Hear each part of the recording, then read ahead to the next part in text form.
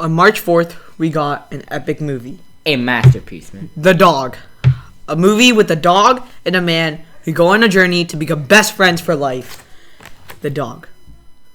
You probably clicked on this title thinking it was a Batman review movie. It is. It is, yeah, wait. Wrong movie. Sorry about that. Today we're here to talk about The Batman. Because this is an epic movie. And so many people on Rotten Tomatoes are saying this movie's too long, it's boring, there's no action, there's no emotion. Well, shut the fuck up. Because this movie's epic. Obviously, it is long, right? But Endgame was longer than this, and people still loved Endgame.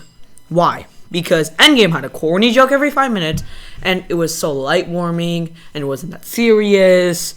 Well, The Batman, right, is shorter, and it doesn't have a cringy joke every other 4 minutes. And just because The Batman doesn't have, bright lighting, I guess, that makes it a bad movie. Well, no. I actually wanted a serious movie. A serious superhero movie, and we got that. We didn't get no cringy jokes. We got a serious movie. The Batman. Matt Reeves gives us a phenomenal 2 hours and 56-minute movie. It is such a good movie, and I've loved every single minute of it. The first 10 minutes alone were honestly so good. It was amazing, bro. And like, he just appeared behind that dude. Yeah. It was awesome. I mean, the Riddler just appeared out of nowhere. The Batman just came out of the shadows. And the script in this movie is amazing. I like half the lines that these characters say, right? Their lines are so good. They're not cringy. They're not corny. They're just serious lines, and the actors make it look so much more better.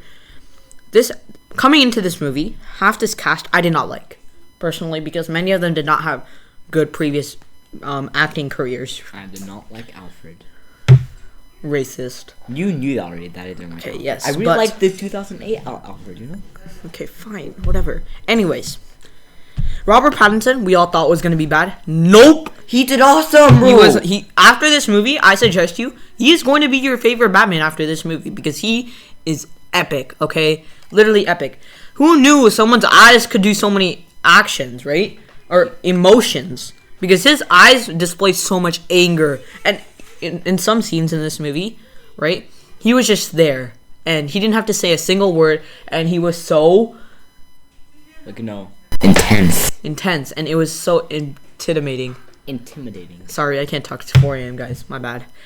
Anyways, Matt Reeves gives us such a nice movie. I mean, the visuals in this movie are so nice to watch and pleasant to watch.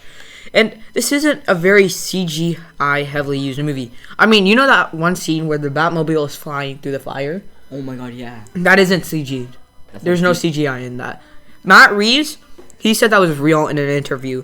And that's what I like. This isn't your typical CGI Marvel movie. And I'm not saying that Marvel movies are bad, because I love them. But I want a serious Batman movie, and I got it.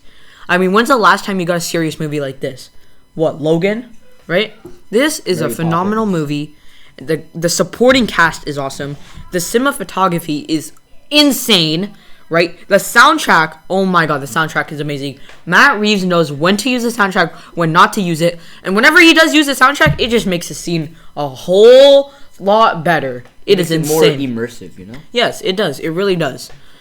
This movie is very good, and Matt Reeves was able to do so many character arcs in the runtime. And I love this movie, and I suggest, even if you don't like DC or Batman, watch this movie. It is so worth it, okay? It might be a little long, and there might be a little bit too much filler, and it could be cut down by 20 minutes. That does not matter. It is still an amazing movie that contains thriller, mystery, action, emotion, everything you could have wanted. And there is a little bit of horror, you know. In some scenes, there are some pretty scary scenes. And the Riddler is a pretty scary dude. Paul Dano's Riddler is scary.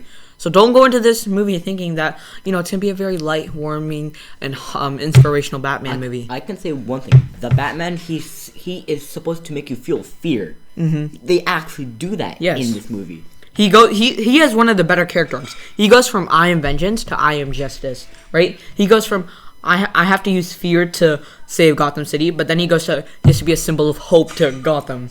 Exactly. And that's what I really love. This movie is great, and I cannot wait for the sequel. I cannot wait for the spin-off shows. I highly suggest you go watch it right now. And I'll see you in the next one.